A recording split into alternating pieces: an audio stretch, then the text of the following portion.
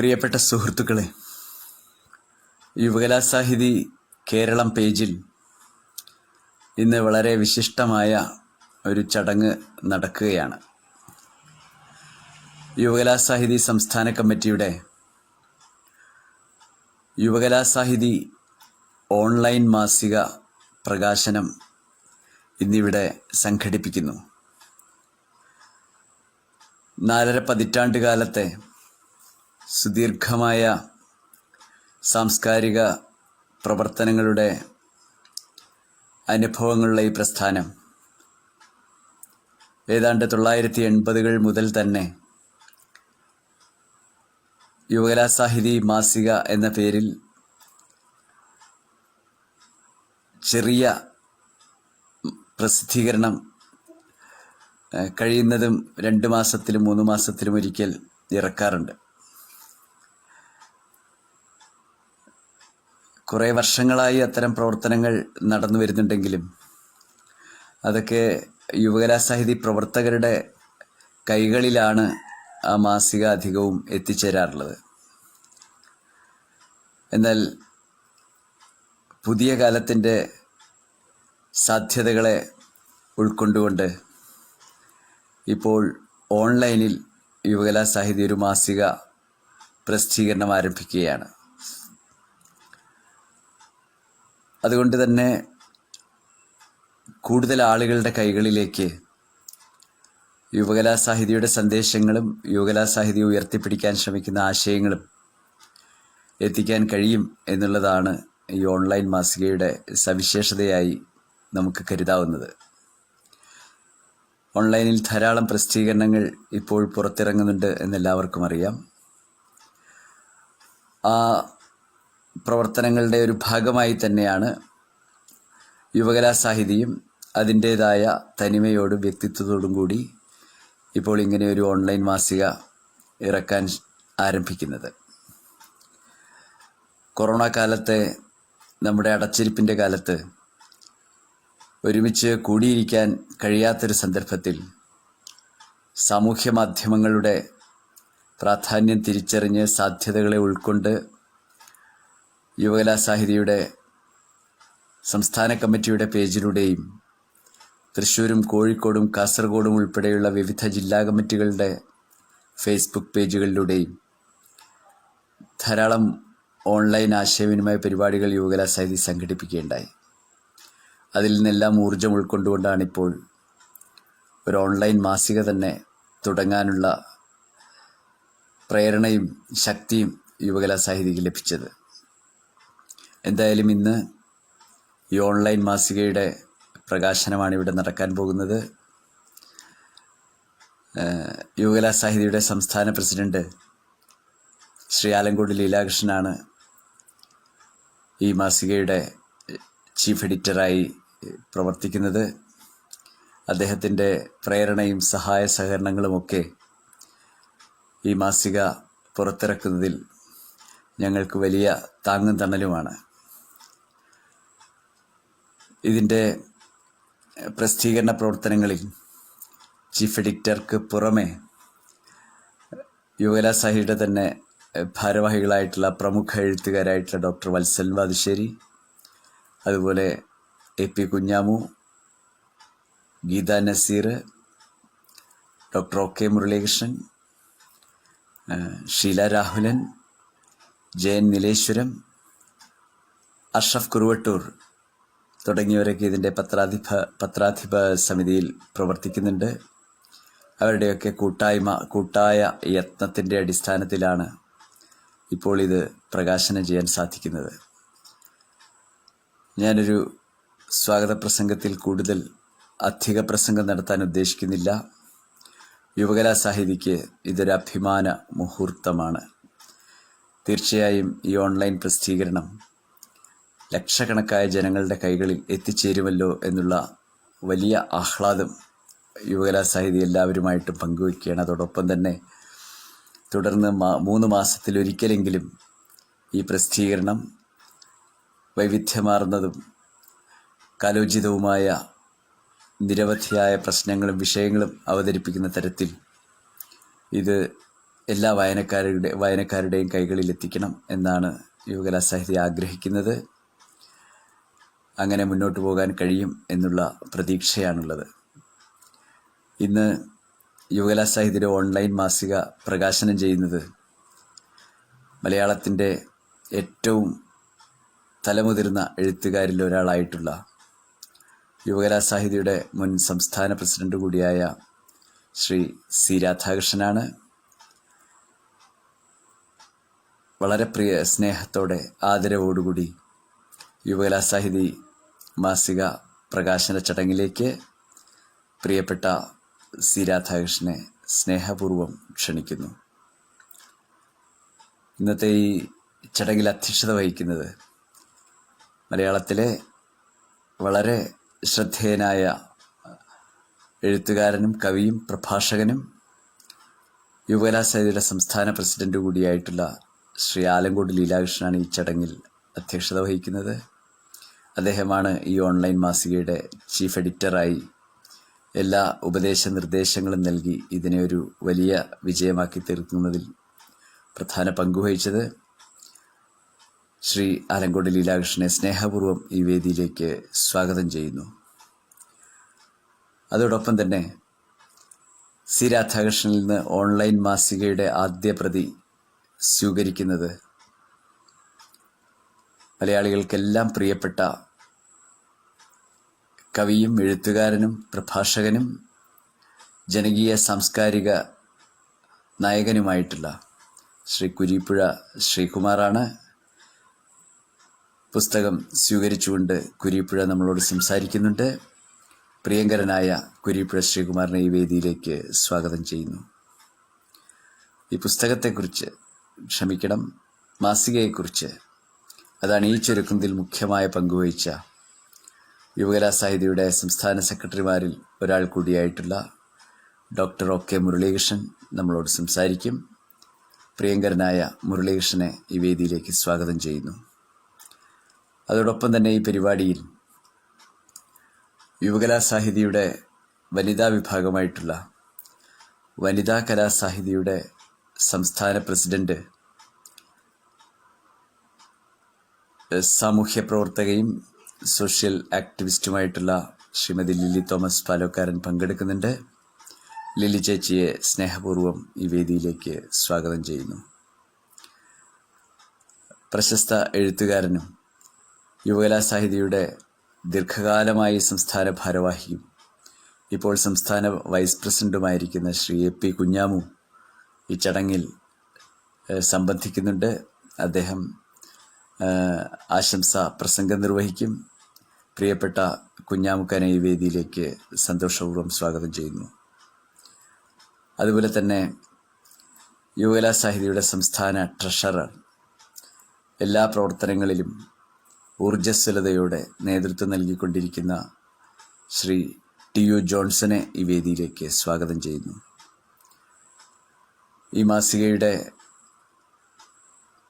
പ്രസിദ്ധീകരണ പ്രവർത്തനങ്ങളിൽ അണിയറയിൽ സജീവമായി പ്രവർത്തിച്ചുകൊണ്ടിരിക്കുന്ന യുവകലാസാഹിതിയുടെ കോഴിക്കോട് ജില്ലാ സെക്രട്ടറി കൂടിയായിട്ടുള്ള അഷ്റഫ് കുറുവട്ടൂരിനെ ഈ വേദിയിലേക്ക് സ്വാഗതം ചെയ്യുന്നു. ഈ പ്രകാശന ചടങ്ങ് സാമൂഹ്യ മാധ്യമങ്ങളിൽ വീക്ഷിച്ചുകൊണ്ടിരിക്കുന്ന എല്ലാ പ്രിയപ്പെട്ട സഹൃദയ സുഹൃത്തുക്കൾക്കും മാന്യ ശ്രോതാക്കൾക്കും യുവകലാസാഹിതി സംസ്ഥാന കമ്മിറ്റിയുടെ പേരിലുള്ള എല്ലാ അർത്ഥത്തിലുമുള്ള ഹൃദയം നിറഞ്ഞ സ്വാഗതം ആശംസിച്ചുകൊണ്ട് ഈ യോഗത്തിൽ ചടങ്ങിൽ അധ്യക്ഷത വഹിക്കുന്നതിന് വേണ്ടി സംസ്ഥാന പ്രസിഡന്റ് ശ്രീ ആലങ്കോട് ലീലാകൃഷ്ണനോട് സ്നേഹപൂർവ്വം അഭ്യർത്ഥിച്ചുകൊണ്ട് ഞാൻ എൻ്റെ വാക്കുകൾ ഉപസംഹരിക്കുന്നു. നന്ദി, നമസ്കാരം. പ്രിയപ്പെട്ട സുഹൃത്തുക്കളെ, യുവകലാസാഹിതി മാസിക ഓൺലൈനിലേക്ക് മാറുകയാണ്. വളരെ അഭിമാനത്തോടും സന്തോഷത്തോടും കൂടിയാണ് ഈ നവംബർ ലക്കം മുതൽ നമ്മൾ ഓൺലൈനിലേക്ക് മാറുന്നു. ഓൺലൈനിൽ പ്രസിദ്ധീകരിക്കപ്പെട്ട നവംബർ ലക്കം മാസിക ഇന്നിവിടെ പ്രകാശനം ചെയ്യപ്പെടുകയാണ്. പ്രകാശനം നിർവഹിക്കുന്നത് മലയാളത്തിലെ ഇന്ത്യയിലെ തന്നെ പ്രമുഖ എഴുത്തുകാരൻ, യുവകലാസാഹിതിയുടെ മുൻ സംസ്ഥാന പ്രസിഡന്റ്, നമ്മുടെ എല്ലാം പ്രിയങ്കരനായ സി രാധാകൃഷ്ണനാണ്. ഏറ്റുവാങ്ങുന്നത് മലയാളത്തിലെ മുൻനിര കവിയായ യുവകലാസാഹിതിയുടെ ഉറ്റ ബന്ധുവായ കുരീപ്പുഴ ശ്രീകുമാറാണ്. ഈ ഒരു സന്തോഷം പങ്കുവയ്ക്കുമ്പോൾ നമുക്കൊരു അഭിമാനമുള്ളത്, യുവകലാസാഹിതി നമ്മുടെ പരിമിതമായ സൗകര്യങ്ങളിൽ നിന്നുകൊണ്ട് ഈ COVID-19 അടച്ചിരിപ്പ് കാലത്ത് ഓൺലൈൻ പ്ലാറ്റ്ഫോമിൽ ഏറ്റവും കൂടുതൽ പ്രവർത്തിച്ച സാംസ്കാരിക സംഘടനയാണ്. നമ്മൾ ഏതാണ്ട് മാർച്ച് മാസത്തിൽ തന്നെ അടച്ചിരിക്കൽ കാലത്ത് ഓൺലൈനിലുള്ള പ്രഭാഷണ പരമ്പരകൾ തുടങ്ങി. ഏറ്റവും കൂടുതൽ റീച്ച് കിട്ടിയ പരിപാടികളായിരുന്നു അത്. കൊറോണ കാലത്തെ സാംസ്കാരിക വർത്തമാനങ്ങൾ, രാമായണത്തിൻ്റെ ബഹുസ്വരത തുടങ്ങിയ വളരെ ശ്രദ്ധേയങ്ങളായ പ്രഭാഷണ പരമ്പരകളിൽ കേരളത്തിലെ വളരെ പ്രശസ്തരായ എഴുത്തുകാരും ചിന്തകരും പ്രഭാഷകരും വാഗ്മികളുമൊക്കെ പങ്കെടുത്തു. വേറെയും നിരന്തരം ഓൺലൈനിലെ സാംസ്കാരിക പരിപാടികൾ നമ്മൾ തുടർന്ന് നടത്തിക്കൊണ്ടിരുന്നു. പരിമിതമായ അറിവുകളെ നമുക്കുണ്ടായിരുന്നുള്ളൂവെങ്കിലും കേരളത്തിൽ ഓൺലൈനിൽ നിരന്തരം ചലനവത്തായ സാംസ്കാരിക പരിപാടികൾ സംഘടിപ്പിച്ച ഒരു പ്രസ്ഥാനം എന്ന നിലയിൽ യുവകലാസാഹിതിക്ക് നമ്മുടെ മാസിക ഓൺലൈനിലേക്ക് മാറ്റുമ്പോഴും അനൽപമായ ചാരിതാർത്ഥ്യമുണ്ട്. മാറിയ കാലത്ത് നമുക്ക് ഈ മരവിപ്പിനെ, ജഡത്വത്തെ, ചലനമില്ലായ്മയെ മറികടക്കാൻ ഇതല്ലാതെ വേറെ മാർഗമില്ല. ചലനരഹിതമായ സമൂഹം ജഡത്വത്തിലേക്ക് നീങ്ങും. ചലനാത്മകതയാണ് സമൂഹത്തിൻ്റെ യഥാർത്ഥമായ ജീവസ്. ചലനമാണ് സമൂഹത്തെ സക്രിയമായി നിലനിർത്തുന്നത്. അതുകൊണ്ട് സാധ്യമാകുന്ന മാധ്യമങ്ങളിലൂടെ നമുക്ക് നമ്മുടെ മനസ്സിൻ്റെയും സർഗാത്മകതയുടെയും സാമൂഹിക ജീവിതത്തിൻ്റെയും ചലനാത്മകത നിലനിർത്തിയേ മതിയാകും. അതുകൊണ്ടാണ് നമ്മൾ ഓൺലൈനിലേക്ക് നമ്മുടെ മാസികയും മാറ്റിയിട്ടുള്ളത്. വളരെ നല്ല ലേഔട്ടിൽ, നല്ല ഭംഗിയിൽ ഡിസൈൻ ചെയ്ത് ഈ മാസിക 30 പേജിൽ പുറത്തിറക്കുകയാണ്. പ്രൗഢമായ ഉള്ളടക്കമുണ്ട്. മലയാള ഭാഷയ്ക്ക്, കേരളപ്പിറവിയോടനുബന്ധിച്ച് മലയാള ഭാഷയ്ക്ക് സമർപ്പിക്കപ്പെട്ടതാണ് ഈ ലക്കം. അതുകൊണ്ട് തന്നെ ഡോക്ടർ വത്സലൻ വാതുശ്ശേരിയുടെയും AP കുഞ്ഞാമുവിൻ്റെയും പ്രൗഢമായ 2 ലേഖനങ്ങൾ ഭാഷയെക്കുറിച്ചുണ്ട്. അതിനേക്കാളൊക്കെ വളരെ വലിയ സന്തോഷം, നമ്മുടെ അപ്പേട്ടൻ C രാധാകൃഷ്ണൻ അതിമനോഹരമായൊരു കവിത നമ്മുടെ ഭാഷയെക്കുറിച്ച് നമുക്ക് സമ്മാനിച്ചിട്ടുണ്ട്. അപൂർവമായി മാത്രമേ C രാധാകൃഷ്ണൻ കവിതകൾ എഴുതാറുള്ളൂ. അതിൽ മലയാള ഭാഷയെക്കുറിച്ചുള്ള മനോഹരമായൊരു കവിതയോടെയാണ് നമ്മൾ തുടങ്ങുന്നത്. ഈ ലക്കം നമ്മെ വിട്ടുപിരിഞ്ഞു പോയ മലയാളത്തിൻ്റെ വിശ്വമഹാകവിയായ അക്കിത്തത്തിന് സമർപ്പിച്ചിരിക്കുകയാണ്. അക്കിത്തത്തെക്കുറിച്ച് ഒരു ലേഖനം ഉണ്ട്.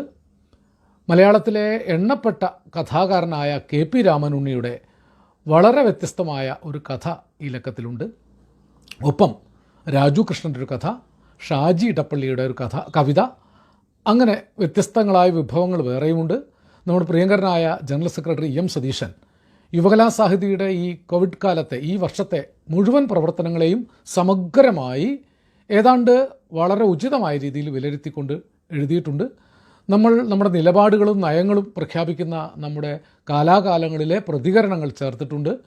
പല ജില്ലകളിൽ യുവകലാസാഹിതി ഈ കാലത്ത് നടത്തിയ പ്രവർത്തനങ്ങളുടെ റിപ്പോർട്ട് ഉണ്ട്. നൊബേൽ സമ്മാനം നേടിയ മഹതിയായ അമേരിക്കൻ എഴുത്തുകാരിയെക്കുറിച്ച് ഡോക്ടർ ശരത് മണ്ണൂർ എഴുതിയ ഒരു പ്രൗഢ ലേഖനമുണ്ട്. ഗീതാ നസീർ NE ബാലരാമനെക്കുറിച്ച് എഴുതിയ പുസ്തകത്തെക്കുറിച്ച് വളരെ മനോഹരമായ മറ്റൊരു ലേഖനം ഉണ്ട്. ഇങ്ങനെ പല നിലയ്ക്കും നല്ല ഉള്ളടക്കം ആണ് എന്നാണ് ഞാനിതിൻ്റെ ഒരു പത്രാധിപ ചുമതലയുള്ള ആളെന്ന നിലയ്ക്ക് പറയാൻ പാടില്ലെങ്കിലും നമ്മൾ അംഗങ്ങളോടായതുകൊണ്ട് പറയുകയാണ്. നമുക്ക് സാധ്യമായ എല്ലാ സൗകര്യങ്ങളെയും ഉപയോഗപ്പെടുത്തിക്കൊണ്ടാണ്. ജയൻ നീലേശ്വരത്തിൻ്റേതാണ് ഞാൻ നേരത്തെ സൂചിപ്പിച്ച NE ബാലരാമനെക്കുറിച്ചുള്ള പുസ്തകത്തിൻ്റെ ലേഖനം. ജയൻ നീലേശ്വരവും അഷ്റഫ് കുരുവട്ടൂരും ഒക്കെ വളരെ സജീവമായിട്ട്, ഇതിൻ്റെ ഡോക്ടർ വത്സലൻ വാതുശ്ശേരിയും ഒക്കെ വളരെ സജീവമായി പ്രവർത്തിച്ചിട്ടാണ് ഇതിൻ്റെ ഈ ലേഔട്ടൊക്കെ ഇത്ര ഭംഗിയാക്കിയത്. അതിനേക്കാൾ ഏറെ സന്തോഷത്തോടു കൂടി നമ്മൾ നന്ദി പറയേണ്ടത് നമ്മുടെ അംഗമായ OK മുരളീകൃഷ്ണനോടാണ്. നമ്മുടെ സജീവമായ നമ്മുടെ നേതൃനിരയിലുള്ള OK മുരളീകൃഷ്ണനോടാണ്. മുരളീകൃഷ്ണനാണ് ഇതിൻ്റെ ലേഔട്ട് ഇത്ര വളരെ ക്ലാസിക്കായ രീതിയിൽ, വളരെ മാതൃകാപരമായ രീതിയിൽ തയ്യാറാക്കിയത്. അങ്ങനെ പലതും മാസികയെക്കുറിച്ച് പറയാം. ഏതായിരുന്നാലും മലയാള ഭാഷ പരാജയപ്പെടുന്നൊരു ഭാഷയല്ല. ലോകത്ത് 7000-ഓളം ഭാഷകൾ ഇല്ലാതാകുന്ന കാലത്തും മലയാള ഭാഷയിൽ നമ്മൾ ചിന്തിക്കുന്നു, മലയാളത്തിൽ നമ്മൾ പ്രവർത്തിക്കുന്നു, മലയാളത്തിലെ സർഗാത്മകത വറ്റാതെ ഇരിക്കുന്നു. അത് ഈ എല്ലാ പ്രതിസന്ധിയെയും അതിജീവിച്ചുകൊണ്ട് മാറിയ കാലത്തിനനുസരിച്ച് വികസിക്കും. അതിൻ്റെ തെളിവായിട്ടാണ് യുവകലാസാഹിതിയും ഓൺലൈനിലേക്ക് മാറിയ ഈ ഒരു ചരിത്ര മുഹൂർത്തത്തെ കാണുന്നത്. തീർച്ചയായും ഇതൊരു ചരിത്ര മുഹൂർത്തമായി തന്നെ കാണുകയാണ്. തുടർന്നും നമ്മൾ ഓൺലൈനിൽ ഈ മാസിക കൊണ്ടുപോകും. നമുക്ക് ധാരാളം എഴുത്തുകാർ യുവകലാസാഹിതിയുടെ അംഗങ്ങളായും ബന്ധുക്കളായിട്ടുമുണ്ട്. അവരുടെയൊക്കെ നല്ല രചനകൾ നമുക്ക് വേണം. നല്ല രചനകളാണ് നമുക്ക് തന്നത് എന്നതിലും വലിയ സന്തോഷമുണ്ട്. പ്രതിഫലം കൊടുക്കാനോ വലിയ രീതിയിൽ ആദരിക്കത്തക്ക രീതിയിൽ അതിനെ പ്ലേസ് ചെയ്യാനോ സൗകര്യമില്ലായിരുന്നിട്ട് പോലും സി രാധാകൃഷ്ണനെയും കെ പി രാമനുണ്ണിയൊക്കെ പോലുള്ള എ പി കുഞ്ഞാമുക്കയെയും ഡോക്ടർ വത്സലം ബാലുശ്ശേരിയൊക്കെ പോലുള്ള വളരെ ശ്രദ്ധേയരായ എഴുത്തുകാർ നമുക്ക് നല്ല സംഭാവനകൾ തന്നു എന്നത് വളരെ ചരിതാർത്ഥജനകമാണ്. യുവകലാസാഹിതി ജനങ്ങളോടൊപ്പം മിടിച്ച്, ജനങ്ങൾക്കൊപ്പം വളർന്ന്, ജനങ്ങളോടൊപ്പം സമൂഹത്തെയും സംസ്കാരത്തെയും സർഗാത്മകതയും അതിജീവിപ്പിക്കുന്ന ജനങ്ങളുടെ സ്വന്തം പ്രസ്ഥാനമാണെന്നാണ് ഞങ്ങളുടെ ഒരു വിനയപൂർണമായ അവകാശം. അത് തീർച്ചയായും അഹങ്കാരപൂർണമായിട്ടല്ല, ജനങ്ങളോടൊപ്പം നിന്നുകൊണ്ടാണ് നമ്മൾ പ്രഖ്യാപിക്കുന്നത്. ഈ പുസ്തക പ്രകാശനം, ഈ മാസിക പ്രകാശനം വളരെ അഭിമാനത്തോടു കൂടി നിർവഹിക്കാൻ ഞാൻ കൂടുതൽ പറയുന്നില്ല. ഈ പുസ്തകം മാസിക നിങ്ങളോട് നേരിട്ട് സംസാരിക്കും. അതിൻ്റെ ലേഔട്ടിനെ കുറിച്ചും അതിൻ്റെ ഉള്ളടക്കത്തെക്കുറിച്ചൊക്കെ നിങ്ങളാണ് വിലയിരുത്തേണ്ടത്. ഇത് വാട്സാപ്പിലും മെയിലിലുമായിട്ട് പരമാവധി ഷെയർ ചെയ്ത് പരമാവധി സഹൃദയരിൽ ഈ മാസിക എത്തിക്കാൻ നമ്മുടെ അംഗങ്ങളും അഭ്യുദയകാംക്ഷികളും ശ്രദ്ധിക്കണം, പരിശ്രമിക്കണം എന്നുകൂടി പറഞ്ഞുകൊണ്ട് അങ്ങേയറ്റത്തെ ആദരവോടുകൂടി ഞാൻ അപ്പേട്ടൻ എന്ന് ജ്യേഷ്ഠ സഹോദരനെ പോലെ സ്നേഹബഹുമാനങ്ങളോടുകൂടി വിളിക്കുന്ന ഇന്ത്യയുടെ പ്രമുഖനായ എഴുത്തുകാരൻ, നമ്മുടെ മുൻ പ്രസിഡൻറ്റ് ആദരണീയനായ സി രാധാകൃഷ്ണനെ ഈ പുസ്തകം, നമ്മുടെ മാസിക യുവകലാസാഹിതി നവംബർ ലക്കം, ഓൺലൈനിലെ ആദ്യത്തെ ലക്കം പ്രകാശനം ചെയ്യാനായി ക്ഷണിക്കുന്നു. അത് ഏറ്റുവാങ്ങാൻ എൻ്റെ പ്രിയ സഹോദര കവി കുരീപ്പുഴ ശ്രീകുമാരനെയും ക്ഷണിക്കുന്നു. ലില്ലി ചേച്ചിയെപ്പോലുള്ള ആളുകൾ ആശംസകൾ അർപ്പിച്ച് സംസാരിക്കും. ഒരിക്കൽ കൂടി യുവകലാസാഹിതി മാസിക കഴിയുന്നത്ര മനസ്സുകളിലെത്തിക്കാൻ നമ്മൾ ഓരോരുത്തരും ഓൺലൈനിൽ ഷെയർ ചെയ്ത് സഹകരിക്കണം എന്ന് മാത്രം പറഞ്ഞുകൊണ്ട് എൻ്റെ എളിയ അധ്യക്ഷ ഭാഷണം അവസാനിപ്പിക്കുന്നു. നമസ്കാരം. യുവകലാസാഹിതിയുടെ സംസ്ഥാന കമ്മിറ്റി പുറത്തിറക്കുന്ന യുവകലാസാഹിതി മാസിക ഡിജിറ്റൽ രൂപത്തിൽ പുറത്തിറക്കുകയാണ്. കഴിഞ്ഞ 6ഓളം വർഷങ്ങളായി അത് പ്രിന്റ് രൂപത്തിൽ ത്രൈമാസികമായും ദ്വൈമാസികമായും ഒക്കെ നമ്മൾ പുറത്തിറക്കിക്കൊണ്ടിരുന്നതാണ്. ഇപ്പൊ പുതിയ കോവിഡിന്റെ പശ്ചാത്തലത്തിൽ നമുക്ക് ഇത്തരം മാസികകൾ തപാലിൽ അയക്കുന്നതിനും അത് പ്രിന്റ് ചെയ്ത് എത്തിക്കുന്നതിനുമുള്ള പ്രായോഗിക പ്രശ്നങ്ങൾ പരിഗണിച്ചുകൊണ്ടാണ് നമ്മളിത് ഡിജിറ്റൽ രൂപത്തിൽ പുറത്തിറക്കാൻ തീരുമാനിച്ചത്. അതിന്റെ ആദ്യ പതിപ്പ് പ്രശസ്ത നോവലിസ്റ്റും യുവകലാസാഹിതിയുടെ സംസ്ഥാന മുൻ അധ്യക്ഷനുമായ സി രാധാകൃഷ്ണൻ സാർ ഇവിടെ പ്രകാശനം ചെയ്യുകയാണ്. തീർച്ചയായും ഞങ്ങളിത് ഒരു പുതിയ സംരംഭമായി കാണുന്നു. വളരെ എളുപ്പത്തിൽ ചെലവ് കുറഞ്ഞ രീതിയിൽ കേരളത്തിലെ സാംസ്കാരിക രംഗത്ത് എല്ലായിടത്തും എത്തിക്കാൻ നമുക്ക് ഇതുവഴി കഴിയുമെന്നാണ് ഞങ്ങൾ പ്രതീക്ഷിക്കുന്നത്. ഇപ്പൊ നമ്മുടെ ആദ്യത്തെ ലക്കത്തിൽ പ്രശസ്തരായ എഴുത്തുകാർ ഞങ്ങളോട് സഹകരിച്ചിട്ടുണ്ട്. കെ പി രാമനുണ്ണി അദ്ദേഹത്തിന്റെ ഒരു നല്ല കഥ നമുക്ക് അയച്ചു തന്നു. സി രാധാകൃഷ്ണൻ സാർ അദ്ദേഹത്തിന്റെ കവിത തന്നിട്ടുണ്ട്. ആലങ്കോടിന്റെ നല്ല ഒരു മുഖപ്രസംഗമുണ്ട്. ഡോക്ടർ വത്സലം ബാലുശ്ശേരി മലയാള ഭാഷയെക്കുറിച്ച് പ്രൗഢഗംഭീരമായ ഒരു ലേഖനം എഴുതിയിട്ടുണ്ട്. അതുപോലെ തന്നെ ജയൻ നീലേശ്വരത്തിന്റെ ബുക്ക് റിവ്യൂ, അതുപോലെ രാജു കൃഷ്ണൻ, ഷാജി എടപ്പള്ളി എന്നിവരുടെ സർഗാത്മക രചനകൾ, ഇ എം സതീശന്റെ ലേഖനം, മുൻ മുഖ്യമന്ത്രി സി അച്യുതമേനോന്റെ മകൻ ഡോക്ടർ വി രാമൻകുട്ടിയുടെ ഒരു നല്ല കാർട്ടൂൺ, അങ്ങനെ വ്യത്യസ്തമായ വിഭവങ്ങൾ ഞങ്ങൾ ഇത്തവണ ഇതിൽ ഒരുക്കിയിട്ടുണ്ട്. വലിയൊരു ഭാഗം കൈയടക്കിയിരിക്കുന്നത് യുവകലാസാഹിതിയുടെ സംസ്ഥാനത്തിന്റെ വിവിധ ഘടകങ്ങൾ നടത്തിയ പ്രവർത്തനങ്ങളുടെ റിപ്പോർട്ടാണ്. ഇതെല്ലാം ഉൾക്കൊള്ളിച്ചുകൊണ്ട് ഏതാണ്ട് 30 പേജോളം വരുന്ന ഒരു ഡിജിറ്റൽ മാസികയാണ് ഞങ്ങൾ തയ്യാറാക്കിയിട്ടുള്ളത്. തീർച്ചയായും വരുന്ന ലക്കങ്ങളിൽ കൂടുതൽ വൈവിധ്യമേറിയ ലേഖനങ്ങളും അതുപോലെ തന്നെ സർഗാത്മക രചനകളും ഉൾപ്പെടുത്താനാണ് ആലോചിക്കുന്നത്. എല്ലാവരുടെയും സഹകരണം ഇക്കാര്യത്തിൽ പ്രതീക്ഷിക്കുന്നു. നിങ്ങൾക്ക് എല്ലാവർക്കും നന്ദി. ഞങ്ങളോട് സഹകരിച്ച എല്ലാവർക്കും, അതുപോലെ തന്നെ ഞങ്ങളുടെ ഈ മുഖചിത്രം വരച്ചു തന്ന യുവകലാസാഹിതിയുടെ മലപ്പുറം ജില്ലാ ഭാരവാഹി കൂടിയായ സതീഷ് ചാളിപ്പാടത്തോടുള്ള നന്ദി ഞങ്ങൾ രേഖപ്പെടുത്തുകയാണ്. അതുപോലെ തന്നെ നമുക്ക് രാമനുണ്ണിയുടെ കഥയ്ക്ക് നല്ലൊരു ചിത്രം വരച്ചു തന്ന നമ്മുടെ സംസ്ഥാന ഭാരവാഹി കൂടിയായ കേശവേട്ടന്റെ മകൻ സുകേഷ് കേശവന് പ്രത്യേകം നന്ദി പറയുന്നു. എല്ലാവർക്കും, ഇതുമായി സഹകരിച്ച എല്ലാവർക്കും നന്ദി പറഞ്ഞുകൊണ്ട് ഈ മാസിക എല്ലാവരും നന്നായി സ്വീകരിക്കണമെന്ന് അഭ്യർത്ഥിച്ചുകൊണ്ട് നിർത്തുന്നു. നമസ്കാരം. രാധാകൃഷ്ണനും സതീശനും കുരേപ്പുഴയ്ക്കും അഭിവാദനങ്ങൾ. നമ്മളൊരു നല്ല കാര്യം തുടങ്ങി വയ്ക്കുകയാണ്. തുടർച്ചയായി കേരളത്തിൽ ചെയ്തു പോന്ന ആശയപ്രചരണത്തിന് ആക്കം കൂട്ടാനുള്ള ഒരു മാർഗമാണല്ലോ ഇത്. ജാതി മതാദികൾക്ക് അതീതമായ സമത്വബോധം പ്രചരിപ്പിക്കാൻ ഈ കാലത്ത് നമുക്കൊക്കെയുള്ള ബാധ്യത വളരെ വലുതാണെന്നുള്ളതിന് ഒരു സംശയമില്ല. എന്തുകൊണ്ടാണ് കേരളത്തിൽ മാത്രം ഇപ്പോഴും ഇടതുപക്ഷത്തിന് ഇളകാത്ത വേരുള്ളത് എന്ന ചോദ്യത്തിനുള്ള ഉത്തരം അന്വേഷിച്ചാൽ അറിയാം ഈ പരിശ്രമത്തിന്റെ പ്രസക്തി എത്രയാണ് എന്ന്. കാലാകാലങ്ങളായി കേരളത്തിൽ നിലനിന്നു പോന്ന ഒരു നവോത്ഥാന ത്വരയുടെ തുടക്കമാണ് ഈ സമത്വബോധം എന്നുള്ളതാണ് കാരണം. എഴുത്തച്ഛൻ തുടങ്ങി വെച്ച ഈ മഹാ അഭിനിവേശത്തിന്റെ നാരായണ ഗുരുസ്വാമികളും ചട്ടമ്പി സ്വാമികളും ഒക്കെ കൂടി തുടർന്നു പോന്ന ഈ മഹാപ്രസ്ഥാനത്തിന്റെ ഫലമായിട്ട് നമുക്ക് കിട്ടിയ ഒരു പൈതൃകമാണ് ഈ ബോധം. എഴുത്തച്ഛനെ കണ്ടുകിട്ടിയ പൈതൃകമൊന്നുമല്ല അത്, നമുക്കറിയാം. കേരളീയ ജീവിതത്തിൽ ആയിരത്താണ്ടുകളായി നിലനിന്ന് പോന്ന സാർവലൗകികമായ ഒരു ബോധത്തിന്റെ തുടർച്ചയാണ് ഇത് എന്നും നമുക്ക് നിശ്ചയമുണ്ട്. ഇപ്പോൾ ചരിത്രം ഇതൊക്കെ നമുക്ക് വെളിവാക്കി തരുന്നുണ്ട്. ഇങ്ങനെയുള്ള ഒരു അവബോധത്തെ കേരളത്തിലെ എല്ലാ മനുഷ്യർക്കുമിടയിൽ പ്രചരിപ്പിക്കുക എന്നുള്ളത്, കൂടുതൽ പ്രബലമാക്കുക എന്നുള്ളത് ഈ കാലത്തിന്റെ മാത്രം ഒരാവശ്യമല്ല, കേരളത്തിന്റെ മാത്രം ഒരാവശ്യമല്ല, ഇന്ത്യയുടെ മാത്രം ഒരാവശ്യവുമല്ല, ലോകത്തിന്റെ മൊത്തമായ ഒരാവശ്യമാണ്. ജാതി മത രാഷ്ട്രീയങ്ങൾ കൂടുതൽ ജനങ്ങളെ ഭിന്നിപ്പിക്കാൻ കൂടുതൽ ശക്തിയായി പ്രവർത്തിച്ചു പോരുന്ന ഒരു കാലത്ത് ഈ പ്രയത്നത്തിന് മുൻപ് ഇന്നത്തേതിനുമേറെ പ്രസക്തി ഉണ്ടായിരിക്കുന്നു എന്നും നമുക്കറിയാം. ആരുടെ ഭാഗത്ത് എന്നുള്ളതല്ല, എല്ലാവരുടെയും ഭാഗത്ത് എല്ലാവരും എന്നുള്ളതാണ് പ്രസക്തമായ നമ്മുടെ ദിശാബോധത്തിന്റെ നിർവചനം. എല്ലാവരുടെയും ഭാഗത്ത് എല്ലാവരുമായിരിക്കുക എന്നുള്ളത് അനിവാര്യമായ സാമൂഹ്യ പുരോഗതിയുടെ ഒഴിച്ചുകൂടാനാവാത്ത താക്കോലാണ്.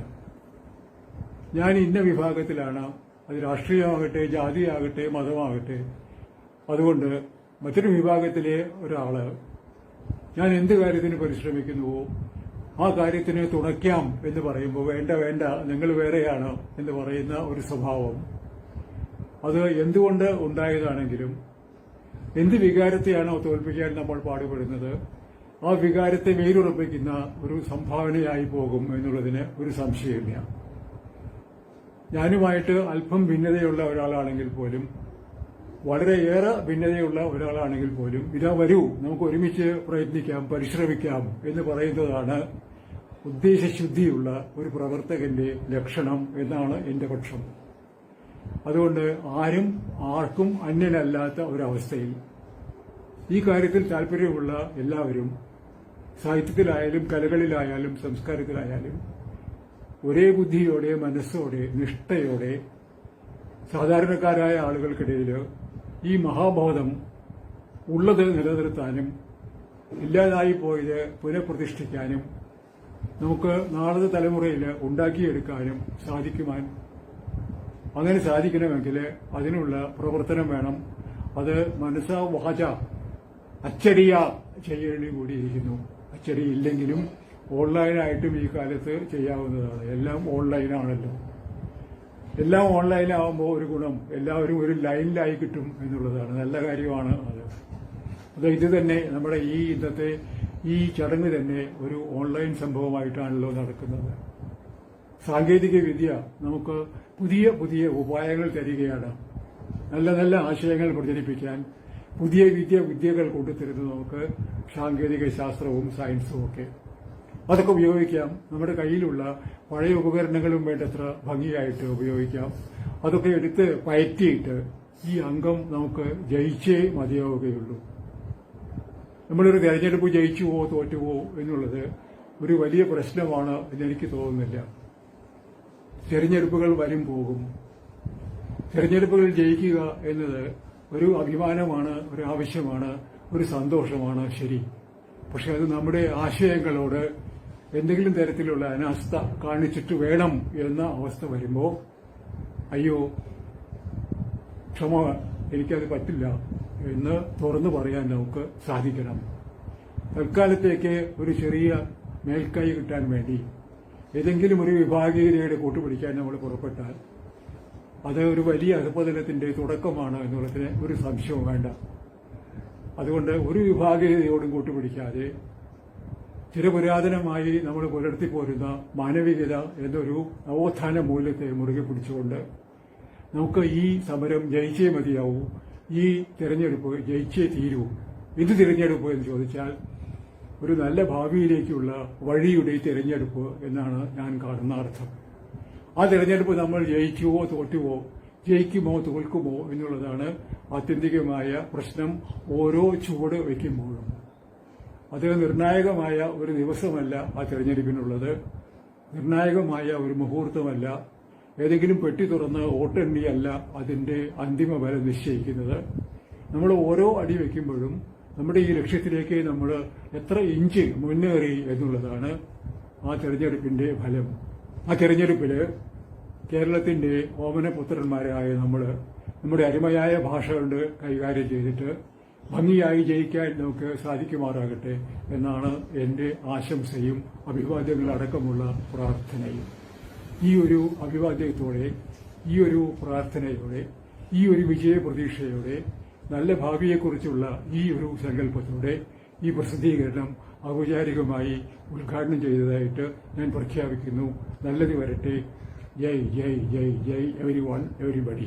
യുവകലാ സാഹിതി മാസിക സന്തോഷത്തോടെ ആദരണീയനായ സി രാധാകൃഷ്ണന്റെ കൈകളിൽ നിന്നും ഞാൻ ഏറ്റുവാങ്ങിയതായി അറിയിക്കുന്നു.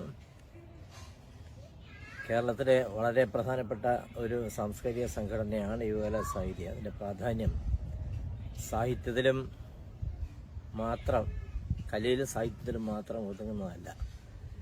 യുവകലാ സാഹിത്യത്തിൻ്റെ വളരെ ശ്രദ്ധേയമായൊരു പ്രവർത്തനം കഴിഞ്ഞ നാളുകളിൽ ഉണ്ടായത് കേരളത്തിൻ്റെ പരിസ്ഥിതി പ്രശ്നങ്ങളിൽ അത് ഇടപെട്ടു എന്നുള്ളതാണ്. പരിസ്ഥിതി പ്രശ്നങ്ങളിൽ നമ്മുടെ രാഷ്ട്രീയ നേതൃത്വം തന്നെ ഇടപെടാൻ വളരെ വൈകി. പക്ഷേ യുവകലാ സാഹിതി എന്ന സാംസ്കാരിക സംഘടന കേരളത്തിൻ്റെ ജലപരിസ്ഥിതിയെ സംബന്ധിച്ചും വനത്തിൻ്റെ പരിസ്ഥിതിയെ സംബന്ധിച്ചും ഒക്കെ അന്വേഷണങ്ങൾ നടത്തുകയും ചില പ്രത്യേക യാത്രകൾ NC മമ്മൂട്ടി മാഷ് സെക്രട്ടറി ആയിരുന്ന സമയത്ത് നടത്തിയ ജലബോധവൽക്കരണ പരിസ്ഥിതി യാത്ര, ആ യാത്രയിലാണ് എല്ലാവർക്കും അറിയാവുന്ന ഇനി വരുന്നൊരു തലമുറയ്ക്ക് എന്നുള്ള പാട്ട് ജനിക്കുന്നത്. അതുപോലെ ആനപ്പാന്തത്ത് നടത്തിയ, വനത്തിൽ നടത്തിയ ക്യാമ്പ്, ഇതൊക്കെ തന്നെ വളരെ പ്രധാനപ്പെട്ട യുവകലാ സാഹിത്യ പ്രവർത്തനത്തിൽ ഈ സാഹിത്യവും കലയും അല്ലാതെ അത് നടത്തിയ, ഈ പ്രകൃതി ഉണ്ടെങ്കിലേ ഉള്ളൂ സാഹിത്യം, പ്രകൃതി ഉണ്ടെങ്കിലേ ഉള്ളൂ കല. അപ്പോൾ അതിനെ സംരക്ഷിക്കുക എന്നുള്ളത് ഏറ്റവും പ്രാഥമികമായിട്ടുള്ളതും പ്രധാനപ്പെട്ടതുമായിട്ടുള്ള കാര്യമാണ്. അത് കണ്ടറിഞ്ഞ ഒരു സംഘടനയാണ് യുവകലാ സാഹിതി. ഇന്ന് കേരളത്തിൻ്റെ സാംസ്കാരിക രംഗം അനുഭവിക്കുന്ന ഒരു വൈഷമ്യം, കേരളത്തിലെമ്പാടും നടക്കുന്ന സാംസ്കാരിക പ്രവർത്തനങ്ങളെക്കുറിച്ച് അറിയാൻ മാർഗ്ഗമില്ല എന്നുള്ളതാണ്. ഇപ്പോൾ കാസർഗോഡ് നടക്കുന്ന ഒരു സംഭവം, സാംസ്കാരിക സംഭവം തിരുവനന്തപുരത്തുകാരനറിയാൻ നിർവാഹമില്ല.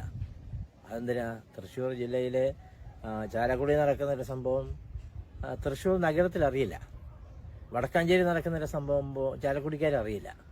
ആ രീതിയിലാണ് പത്രങ്ങളുടെ എഡിഷൻ സംവിധാനം. അവിടെ ഈ മാസികയ്ക്ക് തീർച്ചയായിട്ടും ഒരു വലിയ പങ്ക് വഹിക്കാൻ കഴിയും. കേരളത്തിൽ എവിടെയും നടക്കുന്ന സാംസ്കാരിക പ്രവർത്തനങ്ങളുടെ ഒരു സംക്ഷിപ്ത വിവരം ഈ മാസികയിലൂടെ അച്ചടിച്ച് അല്ലെങ്കിൽ ഓൺലൈനിലൂടെ ഈ മാസികയിലൂടെ പ്രസിദ്ധീകരിക്കുകയാണെങ്കിൽ എല്ലാ സ്ഥലങ്ങളിലും എന്ത് സംഭവിക്കുന്നു എന്ന് നമുക്ക് അറിയാൻ സാധിക്കും. യുവകലാ സാഹിതി അടുത്ത കാലത്ത് നടത്തിയ ഏറ്റവും പ്രധാനപ്പെട്ടൊരു കാര്യം, ഈ രാമായണ മാസം എന്ന് എല്ലാവരും പറയുന്ന കർക്കിടക മാസത്തിൽ രാമായണത്തിൻ്റെ ബഹുസ്വരതയെക്കുറിച്ച് പ്രഭാഷണങ്ങൾ നടത്തിപ്പിച്ചു എന്നുള്ളതാണ്. പല ആളുകൾ കൊണ്ടും രാമായണത്തിൽ വലിയ അന്വേഷണം നടത്തിയ ആളുകളെ കൊണ്ട് അതിനകത്ത് ഒരു ചെറിയ പ്രഭാഷണം നടത്താൻ എനിക്ക് ഒരു സന്ദർഭം യുവകലാ സാഹിതി തന്നു ഞാൻ ഓർമ്മിക്കുന്നു. അതിൻ്റെ ഒരു പ്രാധാന്യം എനിക്ക് മനസ്സിലായത്, മാപ്പിള രാമായണം പോലെയുള്ള, അല്ലെങ്കിൽ രാമായണ കുറത്തിപ്പാട്ട് പോലെയുള്ള, സീതകളിയെ പോലെയുള്ള, വയനാടൻ രാമായണത്തെ പോലെയുള്ള അപൂർവ ഭംഗിയുള്ള രാമായണം, കേരളീയ രാമായണങ്ങളെക്കുറിച്ച് പറയാൻ ഒരു സന്ദർഭം യുവകലാ സാഹിതി സൃഷ്ടിച്ചു എന്നുള്ളതാണ്. അത് ഈ അടുത്ത കാലത്ത് ഈ കോവിഡ് കാലത്ത് യുവകലാ സാഹിത്യ നടത്തിയ വലിയൊരു സാംസ്കാരിക പ്രവർത്തനമാണ്. അതുകൊണ്ട് ഇപ്പം യുവകലാ സാഹിത്യക്ക് പലപ്പോഴും പങ്കാളിത്തം ഇല്ലാത്ത ചില കാവ്യ CD, ഷോർട്ട് ഫിലിംസിന്റെ CD ഇതൊക്കെ തന്നെ കേരളത്തിൽ ഉണ്ടാകുന്നുണ്ട്. ഇപ്പോൾ ഈ കോവിഡ് കാലത്തിന്റെ ഒരു വലിയ സമൃദ്ധി എന്ന് പറയുന്നത് ഓൺലൈൻ മേഖലയിൽ ധാരാളം കവിതകളുണ്ടായി, കഥകളുണ്ടായി, ഓൺലൈൻ മേഖലയിൽ കുഞ്ഞു കുഞ്ഞു ചെറിയ ചെറിയ സിനിമകളുണ്ടായി, അങ്ങനെ ഒരുപാട് വലിയ കാര്യങ്ങൾ, നാടകം തന്നെ ഓൺലൈൻ നാടകം ഉണ്ടായി. അതുപോലെയുള്ള സെമിനാറിന്റെ പേര് തന്നെ വെബിനാർന്ന് ആക്കി. ആ രീതിയിലുള്ള മാറ്റങ്ങളുണ്ട്. ഈ മാറ്റങ്ങളെ യുവകലാ സാഹിത്യക്ക് ഒരുപക്ഷെ നേരിട്ട് പങ്കാളിത്തം ഇല്ലാത്ത ഒരു കാവ്യ ശബ്ദകത്തിന്റെ CD-യുടെ പ്രകാശനം തൃശ്ശൂർ നടന്നാൽ അല്ലെങ്കിൽ കാസർഗോഡ് നടന്നാൽ അത് ഈ മാസികയ്ക്കകത്തൊരു വാർത്തയായിട്ട് കൊടുക്കുകയാണെന്നുണ്ടെങ്കിൽ തിരുവനന്തപുരത്തുള്ള ഒരാളിനെ അറിയാൻ പറ്റും. അപ്പോൾ അവിടെ ഒരു കവിതാ സമാഹാരത്തിന്റെ പ്രകാശനം നടന്നിരിക്കുന്നതെന്ന് നമുക്ക് അറിയാൻ പറ്റും. അങ്ങനെ ഒരു സാംസ്കാരികമായ വിനിമയം, വ്യാപനം എല്ലായിടത്തും ഉണ്ടാക്കിയെടുക്കാൻ യുവകലാ സാഹിത്യ മാസിക ശ്രമിക്കണം എന്ന ഒരു നിർദ്ദേശം കൂടി എനിക്ക് പറയാനുണ്ട്. തീർച്ചയായിട്ടും ഈ മാസികയ്ക്ക് കേരളത്തിലെ സാംസ്കാരിക മുഖമാകാൻ കഴിയട്ടെ എന്ന് ആശംസിക്കുന്നു. നമസ്കാരം. യുവകലാ സാഹിത്യ മാസിക ഇന്ന് പ്രകാശനം ചെയ്യുകയാണ്. ദീർഘകാലത്തെ ഇടവേളയ്ക്ക് ശേഷമാണ് ഈ പ്രകാശനം. ഇത്രയും നീണ്ട കാലയളവിൽ മാസിക പുറത്തിറങ്ങാതിരുന്നത് നമുക്ക് എഴുത്തുകാരില്ലാഞ്ഞിട്ടല്ല, വായനക്കാരില്ലാഞ്ഞിട്ടല്ല, കൃത്യമായി മാസിക പുറത്തിറക്കാനുള്ള സംഘടനാ സംവിധാനം നാം ഉപയോഗിച്ചിട്ടില്ല എന്നതുകൊണ്ടാണ്. ഏതായാലും കുറെ സമയം വൈകിട്ടാണെങ്കിലും മാസിക പുറത്തിറങ്ങിയിരിക്കുന്നു. ഭാവിയിൽ മുടങ്ങാതെ ഈ മാസിക പുറത്തിറക്കാനും അത് കേരളത്തിലെ സാംസ്കാരിക ജീവിതത്തിലെ ഒരു നിറഞ്ഞ സാന്നിധ്യമായി മാറ്റാനും നമുക്ക് കഴിയണം. യുവകലാ സാഹിത്യം ഏതെല്ലാം ലക്ഷ്യങ്ങൾക്ക് വേണ്ടിയാണോ നിലകൊള്ളുന്നത്, പ്രസ്തുത ലക്ഷ്യങ്ങൾ പൂർത്തീകരിക്കാനുള്ള ശക്തമായ ഒരു പോരാട്ട മാധ്യമമായി ഈ മാസിക മാറട്ടെ എന്ന് ഞാൻ ആശംസിക്കുന്നു. യുവകലാ സാഹിത്യയുടെ ഓൺലൈൻ മാസികയുടെ പ്രകാശനം നടക്കുന്ന ഈ സമ്മേളനത്തിൽ വളരെ സന്തോഷത്തോടു കൂടിയാണ് ഞാൻ പങ്കെടുക്കുന്നത്. ഈ ഒരു പ്രത്യേക കാലഘട്ടത്തിൽ നമുക്ക് ഇങ്ങനെയൊരു സാഹചര്യത്തിലൂടെ അല്ലാതെ കടന്നുപോകാൻ സാധ്യമല്ലല്ലോ. കോവിഡ് കാലഘട്ടത്തിൽ നാം വീടുകളിൽ അടച്ചിരുന്നപ്പോൾ ഒരു പരിധിവരെ ആ പിരിമുറുക്കങ്ങൾക്ക് അയവ് നൽകിത്തന്നത് യുവകലാ സാഹിത്യയുടെ സാംസ്കാരിക പരിപാടികളാണ്. യുവകലാ സാഹിത്യ തൃശ്ശൂരും യുവകലാ സാഹിത്യ നാടകഗ്രാമവും കോഴിക്കോടും പിന്നീട് യുവകലാ സാഹിത്യ കേരളയുമൊക്കെ നമുക്കൊത്തിരി നല്ല അനുഭവങ്ങൾ നൽകി. നാടക പ്രവർത്തകർ, സാംസ്കാരിക പ്രവർത്തകർ, അതേപോലെ തന്നെ രാഷ്ട്രീയ നേതാക്കന്മാർ, സമൂഹത്തിലെ ഉന്നതരായ വ്യക്തികളൊക്കെയും നമുക്ക് അതിനുള്ളതായ ഒരു വലിയ ഓർമ്മകൾ നൽകി, നല്ല ചിന്തകൾ നമുക്ക് നൽകി തന്നു. അതിന് നേതൃത്വം നൽകിയ യുവകലാ സാഹിത്യയുടെ സംസ്ഥാന president Shri Alankode, general secretary EM Satheeshan, CV Paulose, Ashraf Kuruvattur അടക്കമുള്ളവരെ ഞാൻ ഈ സന്ദർഭത്തിൽ അഭിനന്ദനം അറിയിക്കുന്നു. അതേപോലെ തന്നെ ഈ മാസികയുടെ പ്രവർത്തനങ്ങൾക്ക് നേതൃത്വം നൽകിയ ഡോക്ടർ OK മുരളീകൃഷ്ണനും ഞാൻ അഭിനന്ദനം അറിയിക്കുന്നു. പ്രത്യേകിച്ച് ബ്രിട്ടീഷ് കാലത്ത് പോലും അവർ പോലും കാണിക്കാത്ത അസഹിഷ്ണുത ഇവിടെ പ്രവർത്തിക്കുന്ന സർക്കാരുകൾ അഭിപ്രായം പറയാൻ പോലും പോയിട്ട് ചിന്തിക്കാൻ പോലും പാടില്ല എന്ന് പറയുമ്പോൾ ഇവിടെ വായ മൂടിക്കെട്ടി ചിന്താശേഷിയെ തൂക്കിക്കൊന്ന് എന്തിന് ജീവിക്കണം? നമുക്ക് മുമ്പ് കടന്നുപോയവർ ചിന്തിക്കുകയും പറയുകയും എഴുതുകയും പ്രവർത്തിക്കുകയും ചെയ്തില്ലായിരുന്നുവെങ്കിൽ സ്വാതന്ത്ര്യം ലഭിക്കുമായിരുന്നു. ഇന്ന് നാം അനുഭവിക്കുന്ന ഏതെങ്കിലും സൗകര്യങ്ങൾ ലഭിക്കുമായിരുന്നു. KPSC ഇല്ലായിരുന്നുവെങ്കിൽ, നിങ്ങൾ എന്നെ കമ്മ്യൂണിസ്റ്റാക്കി നാടകമില്ലായിരുന്നുവെങ്കിൽ, സാംസ്കാരിക പ്രവർത്തകർ അഭിപ്രായം പറഞ്ഞില്ലായിരുന്നുവെങ്കിൽ, അവർ ജീവനെ ത്യജിച്ചുകൊണ്ട് അവർ പ്രവർത്തിച്ചില്ലായിരുന്നുവെങ്കിൽ ഇന്ന് നമ്മൾ അനുഭവിക്കുന്ന ഈ ഒരു സൗകര്യം ലഭിക്കുമായിരുന്നു എന്ന് നാം ചിന്തിക്കണം. ഈ കാലഘട്ടത്തിൽ നാം മിണ്ടാതിരുന്നാൽ, കാലഘട്ടം, അടുത്ത തലമുറ നമ്മളെ എങ്ങനെ കണക്കാക്കുമെന്ന് നാം ചിന്തിക്കേണ്ടതുണ്ട്. ഇന്നിപ്പോൾ പോലീസ് രാജിന് തുടക്കം കുറിച്ചുകൊണ്ട് പുതിയ ബില്ല് വന്നിരിക്കുന്നു. ഒരു പരാതിക്കാരൻ പോലുമില്ലാതെ പോലീസിന് കേസെടുക്കാം, 5 വർഷം വരെ തടവിലിടാം. ഭരണാധികാരികൾക്ക് ജനങ്ങളെ ഭയമാണ്. കാശ്മീർ മുതൽ കന്യാകുമാരി വരെ ഇന്ത്യ ഒന്ന് എന്ന് പറയുമ്പോൾ പറയാൻ നമുക്കിന്ന് കഴിയുമോ? സ്വാതന്ത്ര്യത്തോടെ സഞ്ചരിക്കാൻ സാധിക്കുമോ? ഇഷ്ടമുള്ള ഭക്ഷണം കഴിക്കാൻ സാധിക്കുമോ? സ്വാതന്ത്ര്യത്തോടെ ആരോടെങ്കിലും ഇടപെടാൻ സാധിക്കുമോ? സ്വാതന്ത്ര്യത്തോടെ ഒരു അഭിപ്രായം പറയാൻ സാധിക്കുമോ? ഡൽഹിയിൽ നിന്ന് UP-യിലേക്ക് വരെ പോയി കഴിഞ്ഞാൽ അറസ്റ്റ് ചെയ്യുന്ന അവസ്ഥയാണ്. ഗോസ്വാമിമാർക്ക് എന്തു പറയുന്നതിനും എന്തു ചെയ്യുന്നതിനും സ്വാതന്ത്ര്യം കിട്ടുമ്പോൾ മറ്റുള്ളവർ അഭിപ്രായം പറയാൻ പോലും സ്വാതന്ത്ര്യമില്ലാതെ ആയിരിക്കുന്ന കാലഘട്ടത്തിൽ ആണ് നാം ഇന്ന് ജീവിക്കുന്നത്. നമുക്ക് ഈ കാലഘട്ടത്തിൽ പലതും ചെയ്യാനുണ്ട്. അത് ചെയ്യുവാനുള്ളതായ ആ പരിശ്രമങ്ങൾക്ക് ഒരു വലിയ സഹായം ഈ മാസിക നമുക്ക് നൽകുമെന്നുള്ള കാര്യത്തിൽ യാതൊരു സംശയവുമില്ല. അതുകൊണ്ട് മാസികയെ നാം അങ്ങേയറ്റം പ്രോത്സാഹിപ്പിക്കണം. അതിനുവേണ്ട എല്ലാ സഹായങ്ങളും ചെയ്തു കൊടുക്കണം, സൗകര്യങ്ങളും ചെയ്തു കൊടുക്കണം. പ്രത്യേകിച്ച് ഈ മാസിക അതിനൊരു തുടക്കമാവട്ടെ എന്ന് ഞാൻ ഈ സന്ദർഭത്തിൽ ആശംസിക്കുകയാണ്. ഇതിന് വേണ്ടി പ്രവർത്തിക്കുന്ന എല്ലാ പ്രിയപ്പെട്ടവരും വളരെ ധൈര്യത്തോടു കൂടി അതിന്റെ പ്രവർത്തനങ്ങൾ മുന്നോട്ട് കൊണ്ടുപോകണം. അതിനാവശ്യമായ എല്ലാവിധ സാഹചര്യങ്ങളും ഉണ്ടാവട്ടെ എന്ന് ആശംസിച്ചുകൊണ്ട് ഈ സന്ദർഭത്തിൽ എനിക്ക് പങ്കെടുക്കാൻ സാധിച്ചിട്ടുള്ള സന്തോഷം അറിയിച്ചുകൊണ്ട് ഞാൻ നിർത്തുന്നു. അഭിവാദനങ്ങൾ. യുവകലാ സാഹിതി പ്രവർത്തകരെ, സുഹൃത്തുക്കളെ, സ്നേഹിതരെ, യുവകലാ സാഹിതി മാസികയുടെ പ്രഥമ ഓൺലൈൻ പതിപ്പ് നവംബർ മുതൽ ഇറങ്ങുകയാണ്. ഇത് അറിയിക്കുന്നതിലും യുവകലാ സാഹിതി പ്രവർത്തകർക്കും അഭ്യുദയകാംക്ഷികൾക്കും വലിയ സന്തോഷം നൽകുന്നു.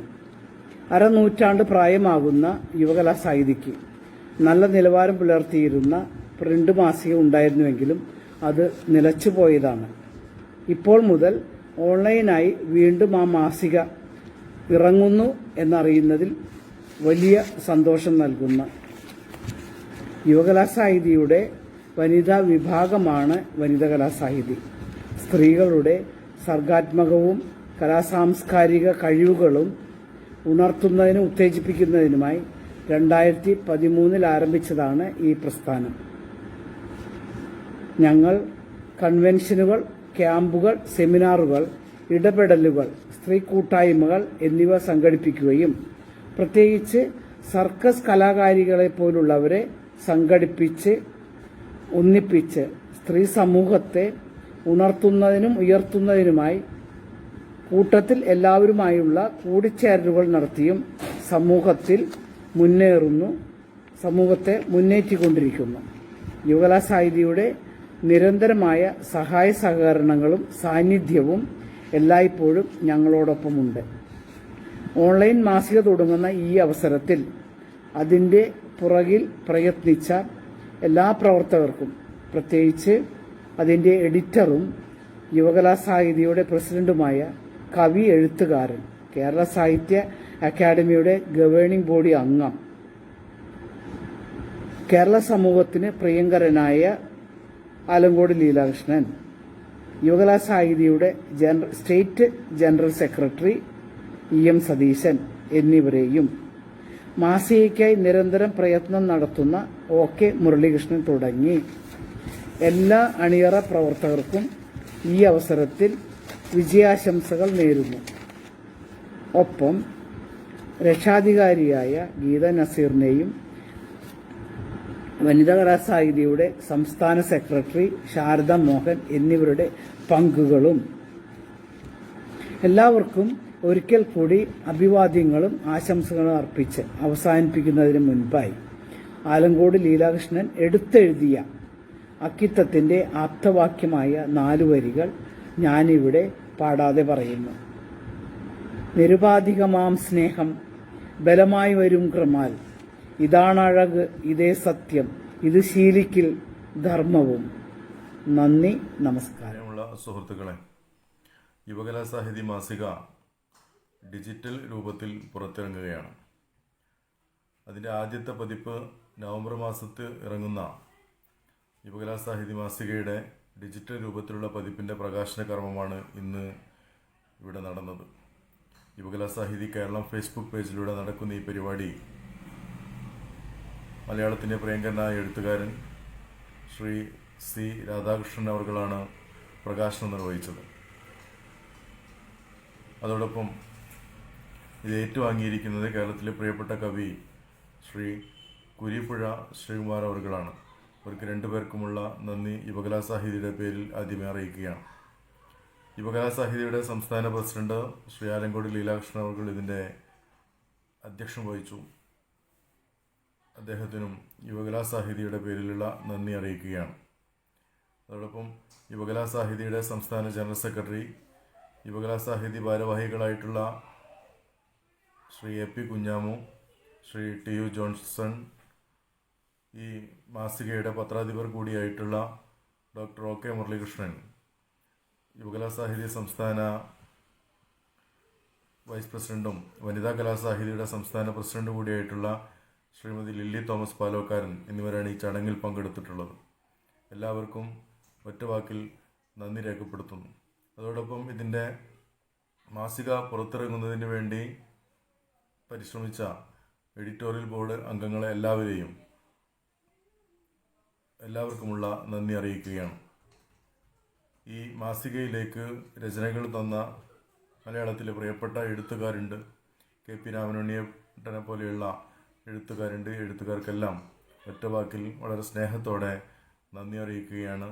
അതോടൊപ്പം ഈ മാസിക തുടർന്നും പുറത്തിറങ്ങുന്നതിനുള്ള എല്ലാവിധ സഹായ സഹകരണങ്ങളും എല്ലാവരുടെ ഭാഗത്തും ഉണ്ടാകണമെന്ന് പ്രത്യേകം അഭ്യർത്ഥിച്ചുകൊണ്ട് ഈ ഉദ്ഘാടന ചടങ്ങ് കണ്ടുകൊണ്ടിരിക്കുന്ന എല്ലാവർക്കും ഒറ്റവാക്കിൽ നന്ദി അറിയിച്ചുകൊണ്ട് നിർത്തുന്നു. നമസ്കാരം.